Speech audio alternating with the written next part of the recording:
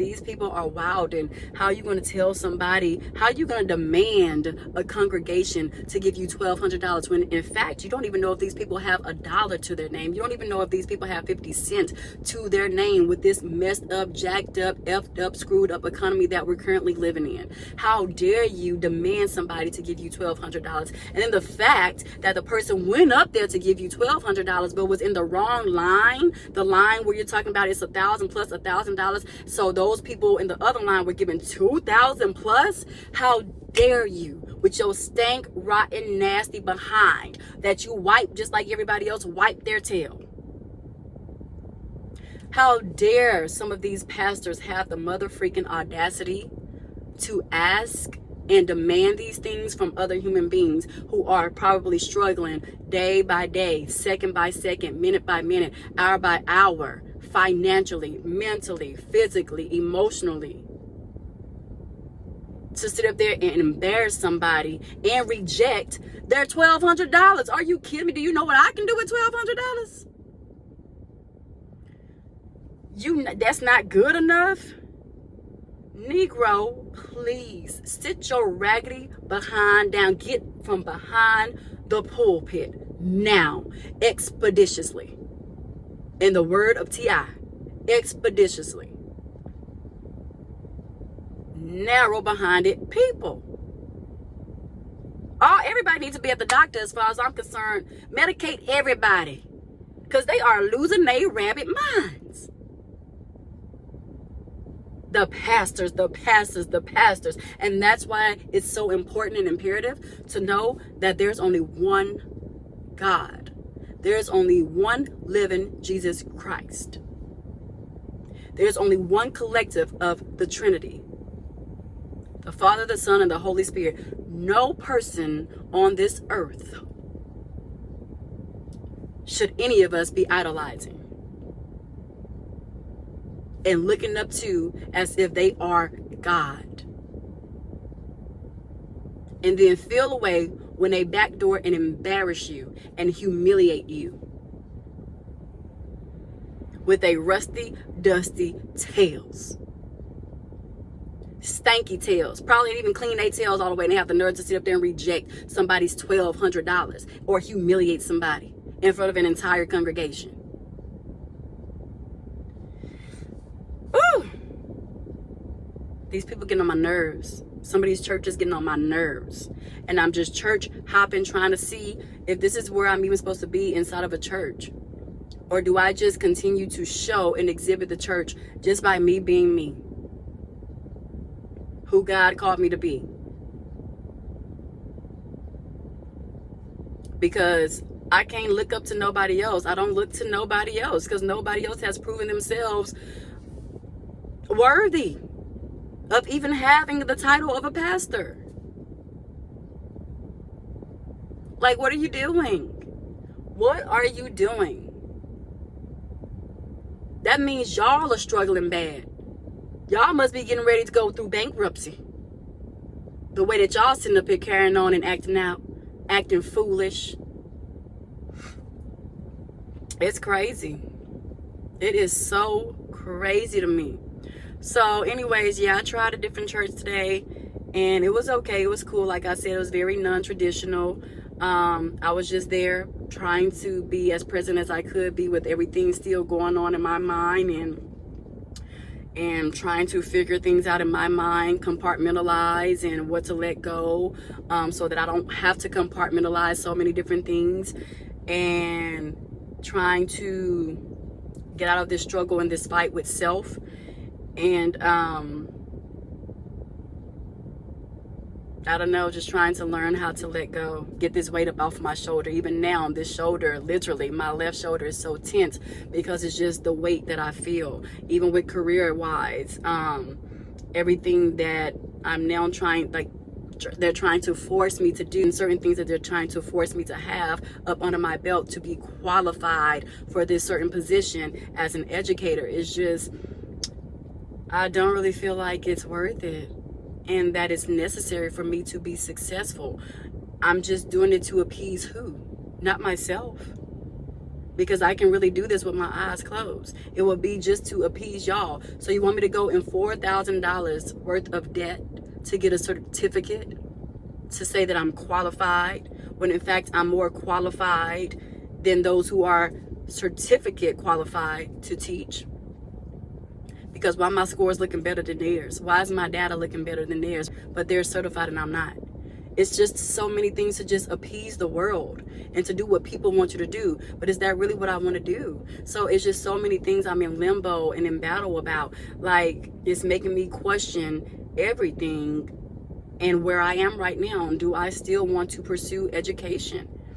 And if so, do I want to do it in a traditional school building, school setting? Or do I branch off on my own and do what my spirit has been telling me to do and reignite that fire for that dream and desire and purpose and passion that I talked about with my mom? But that's something that even they don't understand. They still also are trying to push me. Just get it, just get it, just get it. It's an investment, it's an investment. But it's an investment for something that I know I don't want to do long term. In full transparency, I wanted this year to be my final year teaching. So I would have wrapped up 2 years of teaching just to get that credibility, to build that credibility on my name, to do what I want to do outside of the traditional school building and school setting, even though it would still be dealing with children. And I just don't feel like in my heart of hearts, in my spirit, that I need to pursue a certification to do what God has called me to do, or what I think He has called me to do, because now I'm just kind of all over the place with purpose. I'm in limbo with it. So, you know, it is what it is at this point. Like I said, a lot of things I just don't care about. If they want to let me go, they can let me go. I'll just figure it out. But I'm just so tired of being angry with so many things, so many different compartments in my life right now, and I'm just over it. So yeah, but shout out to the singing at that church. Before I get up off of here, shout out to the singing at that church, because y'all did that. And that's something that I've also missed, because I haven't heard or had that heartfelt of singing in about 3 or 4 years since we left our original church house and church family. Because I need things like, I'm a very much, I have to feel it type of person. And you need to speak to my soul. You have to speak to my spirit. And if you ain't doing that, then that's a red flag for me. So I'm like, yeah, I haven't heard that type of good singing in years, and I miss that. And I'm like, when I say their singing today spoke to my spirit, to my soul, I was like, ooh, I forgot how bad I needed that, and how much I resonate with that.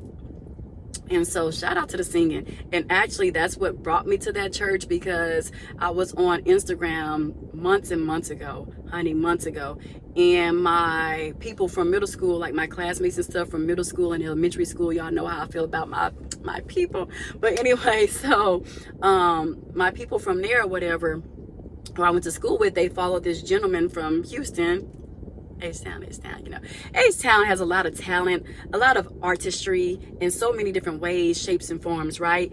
I am still discovering how many artists are from up out of Houston. I'm like, what? So like, I knew about the Walls group, and I think they're a group of like cousins, if I'm not mistaken. I'm not sure if they're actual like cousins or siblings, but I know they are related. But they're called the Walls group. I've been tapped into them for quite some time, so I know they out of Houston and stuff. But I'm steady getting introduced to new artists that I didn't know were from Houston. Like, I think is it Zacardi Cortez? I think he's from up out of Houston, which I had no recollection of. So I'm just like mind blown by all of these artists that I've been listening to that I had no idea were from up out of H-Town. Shout out to H-Town, okay? But yeah, so the young gentleman who's also from H-Town, the church that I just came from, I saw a lot of my peers from elementary and middle school follow him. So I was just like, you know, I'm nosy, y'all. I'm, like I say that word curious, but it's really nosy. I just try to clean it up with the word curious. So I'm like, curiosity, right? So I was like, oh, let me click on this person, because I'm like, okay, my homeboys follow him and my homegirls follow him. Let me see what this person's talking about. So I kind of tapped into his singing through them, and I followed him with a little follow, you know, and I'm like, he posts a lot of his singing, so he's over the choir in that ministry. And so I was like, okay, so I love to listen to him. His voice is very impactful, and he also, like, his singing speaks to my soul and to my spirit. So I was like, okay. He always puts invites up there because they're trying to expand their church, you know, and have more members gathered and stuff like that. And it seems like it's more so for the youth, like they're trying to catch them at a good age and draw them closer to God and to the church house at a perfect age, which I applaud. Kudos to y'all. So I said, okay, so I've been kind of avoiding just going to church in general. And I was like, yeah, okay, I know he posts about church and stuff all the time, but whatever, you know. Like, he's always saying, come to our church, we're doing something different, we're gonna be doing this. You can see that they're still trying to find different ways and tactics to draw in that younger crowd. Once again, which I absolutely applaud, because it's needed, especially amongst young black men who I feel are very thrown to the side. Even at the school that I work at, it's all about the girls and empowering girls and making sure that these girls have these outlets. They have a girls group where they take them places on the weekend. They allow them to get dressed up and to experience like their feminine side and stuff, and to have like these tea events and stuff like that they get to go to and experience, and have an outlet. Again, that keyword, outlet. But I'm like, I asked the person that's over that, our wraparound person, I asked her, well, do you have anything for the young men?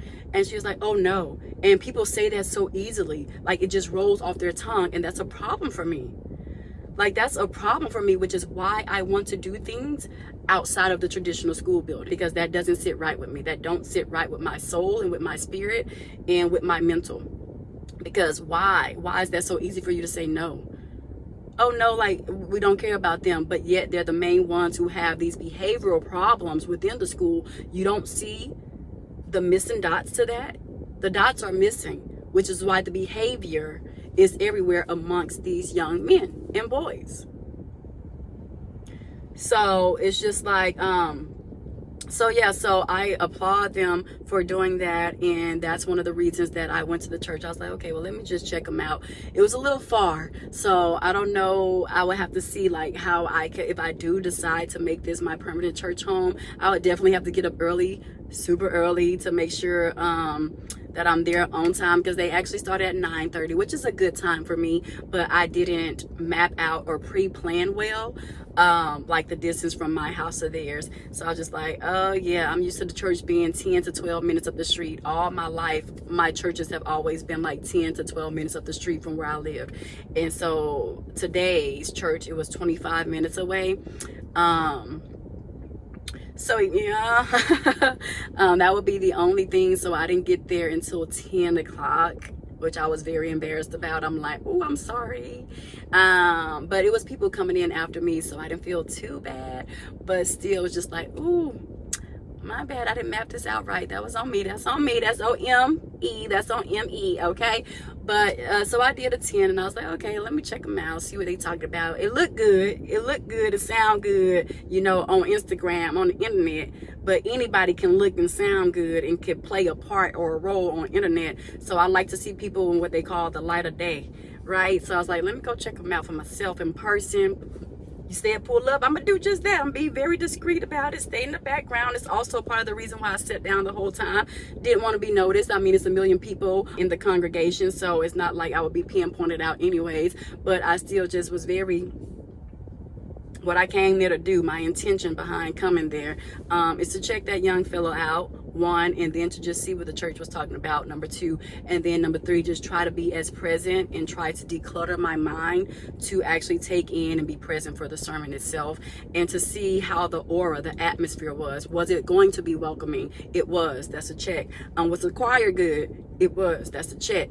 The setting, like I said, the setting up of it was kind of different from what I'm used to. I'm used to very much traditional preaching, where you have one set pastor that preaches and preaches and preaches, and then you really understand that message, and that message resonates with your soul. But the message did speak to me today. Like I said, it was very different how they did it. It was more of like a live podcast segment, and they had like the 3 chairs and like this like coffee table in front of them where they had their waters and stuff. And then, you know, with our generation, the millennials, they had a lot of technology. Well, the pastor that I went there to see, the minister over the choir, he had his little Apple laptop and stuff like that. So they're very much a digital, like transforming into digital. So he had that, and he kind of preached from the Apple computer right in front of him. So I'm not used to that. Am I against adapting to that? I'm not, but it will definitely take me some time to do just that. So yeah, but I did go. I went to church. My daddy came by this morning. Shout out to my daddy. That's my baby. Imperfect human being, but I love him so much, just as we all are imperfect human beings. My mama too, imperfect human beings. But I love them dearly, and I'm thankful and grateful enough for them to love me the same. So my daddy, he came over this morning before either of us went to church. They went to our normal church, and then I went to this new church solo by myself. But yeah, so he came and dropped me off some donuts this morning, because he came by my house yesterday morning just to check in on me, see how I was doing. Oh, look, y'all. See how I was doing. And I said, you ain't bringing no donuts? Because usually he showed with donuts. And he was supposed to come back yesterday, but he didn't. So this morning he made it his priority to do that before we got our day started and before we went to church. So shout out to my dude. But yeah, that's my guy. But yeah, so he brought me some Shipley's, and you know, that's the H-Town thing. A lot of y'all Krispy Kremers. But I'll eat Krispy Kreme if it's the only thing that's provided to me. I ain't gonna be just snobbish and turn it down. But I am a Shipley's girl, okay? Shipley's down dirty south, okay? Florida is still south. My mama is from Miami. She is a Krispy Kremer to the end, but she likes Shipley's as well. But she'll take Krispy Kreme any day over Shipley's. I am the opposite. Me and my daddy, we would take a Shipley's over a Krispy Kreme any given day, okay? And for all y'all out there, it's too much sugar. Y'all gonna be dead. Y'all gonna have clogged this and clogged. I rebuke that in the name of Jesus. Live life a little and get over yourself. It's just chill out. Just chill out, okay? But anyway, so yeah, I just came out here to talk about that and to just say, churches, get it together. Like, y'all are losing so many people, and y'all are causing so many people, myself included, and I have grown up in the church house. I love to be in the church house, but there comes a point in time where you have to do what's best for you, and you have to find a church house that's better for you, for your mental health and everything, because some of y'all just completely running out for no absolute just reason at all. Y'all just running out. Y'all doing the most. Y'all doing too much. Y'all are taking this thing to another level, and it's just becoming, it's embarrassing. It's extremely embarrassing, and it angers me so. Do better, be better, help people who are in need. Don't be stupid about it. Use your discernment, use your common sense. I mean, common sense. If you can bring in the documentation that you need this help, then that's what I need you to present to me. You can't just come in here with a blind thing saying, oh, I need this money. That's not how it works. But help people that's in need. The same way you drop $30K on Jamaica, drop that, dispersing it in between people within your church house that's right here and local who needs help. Because this is just ridiculous. My gosh, I wish I was a billionaire. The help that I would provide. And then the nerve of Michael Jordan. That's why I've never been a fan of him. That's why I've never been a fan of him. I do not care what people got to say. He had the audacity to tell somebody not to help a homeless person because it was only hindering them. Nigga. You see, you bring me back to my Negro. The audacity. The audacity. LeBron would never, okay?